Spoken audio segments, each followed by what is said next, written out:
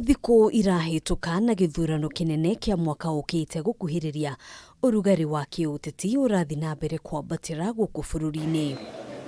Gikundi giki kia Ahuri biacara kuuma kaunti ya Nakuru ona kuhanura uguo kirauga uteti uri urathi na mbere ihinda-ini riri waya gucenjia maundu angikorwo atongoria a kiuteti matiguthima miario iria ingicogera ngui kana kurehe rumena gatagati ka a Kenya. Lakini tension ya siasa ile inaendelea saa hii ninaona inatia sisi wasiwasi sana kama wa Kenya, especially as ordinary citizen.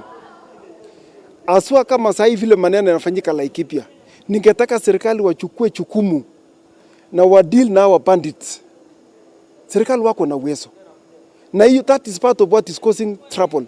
Political temperature is causing tension in the whole country for no any apparent reason. And so I'm calling on my president, Uhuru Kenyatta, please take charge, reduce this temperature. Ichafika wakati ya campaign.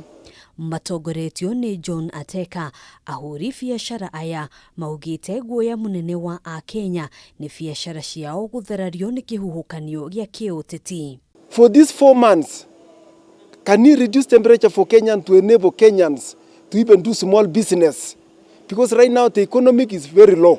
Oho makiorota atongoria a kiuteti aria mathite na mbere kwagarara watho wa ministry ya ugima wa mwiri wigie mishamanio ya muingi riri bururi urathi na mbere kuhitana na king'uki gia corona.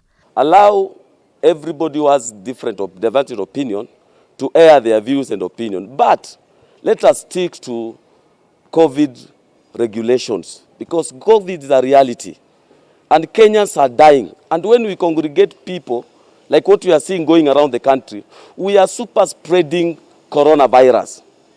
Are you leading or you are leading people who are going to die tomorrow? Handũ-inĩ ha Kameme TV, njĩtagwo Ngina wa Wandĩrwo.